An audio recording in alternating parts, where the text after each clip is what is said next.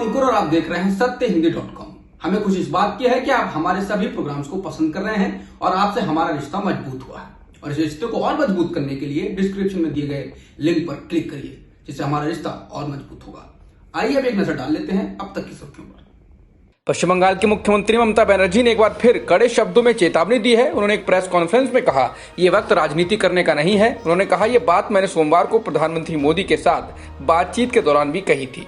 यदि कुछ लोग सोचते हैं कि कोरोना के दौरान वे सांप्रदायिक तनाव पैदा करेंगे, तो मैं ऐसा नहीं होने दूंगी।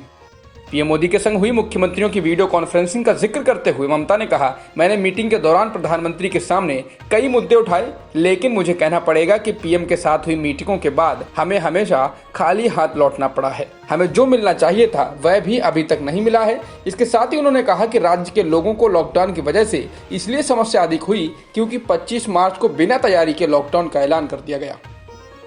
कोरोना वायरस के चलते बने आर्थिक संकट को देखते हुए उत्तर प्रदेश की योगी सरकार ने सरकारी कर्मचारियों को मिलने वाले 6 तरह के भत्तों को समाप्त करने का फैसला लिया है।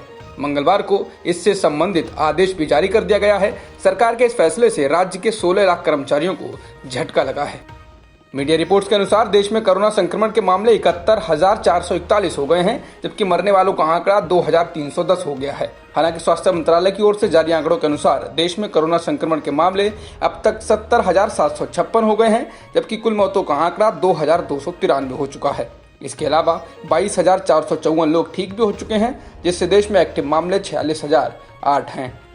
दिल्ली में 406 नए मामले आए हैं, जबकि 13 लोगों की जान गई है, जिसके बाद कुल संक्रमित लोगों की संख्या 7,639 हो गई है और मरने वालों का आंकड़ा 86 हो गया है। केरल में आज कोरोना के 5 नए मामले सामने आए हैं, जिनमें से 4 विदेश से आए हैं, जबकि एक चेन्नई से आया हुआ व्यक्ति है, जिससे कुल संक्रमित मामले 529 हो गए हैं। हालांकि जो एक्टिव मामले हैं वो 32 हैं। कर्नाटक में एक दिन में 64 नए मामले पाए गए हैं, जो एक दिन में पाए गए अब तक के राज्य में सबसे ज्यादा केस हैं, जिससे राज्य में कुल संक्रमित लोगों की संख्या 925 हो गई है और 31 लोगों की मौत हो चुकी है। वहीं 433 लोग ठीक भी हो चुके हैं। इसके अलावा बिहार में आज कोरोना के 34 नए मामले सामने आए, जिससे कुल संक्रमित लोगों का आंकड़ा 801 हो गया है। वंदे भारत मिशन के तहत विदेश से भारतीयों को लाने की कवायद अब दूसरे चरण में पहुंच गई है। दूसरे चरण में 149 फ्लाइट के जरिए 31 देशों से भारतीयों को लाया जाएगा। यह कवायद 16 मई से 22 मई के बीच होगी। बता दें, पहले चरण में 64 फ्लाइट के जरिए भारतीयों को लाया गया था। गुजरात के शिक्षा मंत्री भूपेंद्र सिंह चुडासमा को हाईकोर्ट से बड़ा झटका लगा है। गुजरात हाईकोर्ट ने मंगलवार को 2017 में हुए विधानसभा चुनाव में ढोलका निर्वाचन क्षेत्र से उनकी चुनावी जीत को अवैध करार दे दिया है। उनके प्रतिद्वंदी अश्विन राठौड़ ने भूपेंद्र सिंह की जीत को हाईकोर्ट में चुनौती दी थी।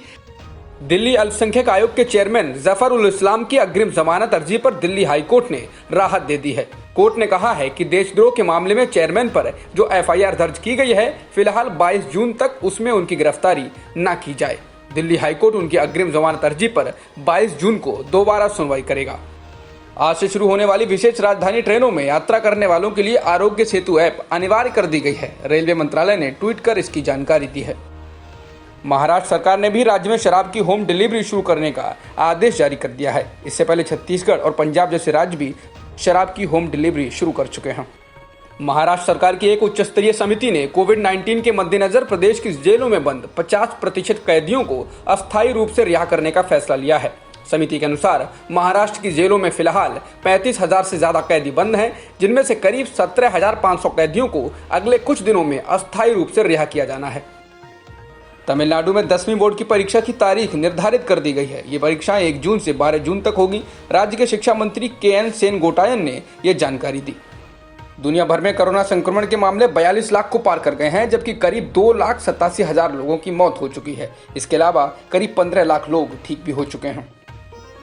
अमेरिका में कोरोना संक्रमण की वजह से मरने वालों की संख्या 80,000 को पार कर गई है। दुनिया भर में कोरोना संक्रमण के सबसे अधिक मामले अमेरिका में हैं। जॉन्स हॉपकिंस यूनिवर्सिटी के आंकड़ों के मुताबिक यहां अब तक कुल संक्रमित लोगों की संख्या 13,47,151 हो चुकी है और मरने वालों का आंकड़ा 80,378 हो गया है।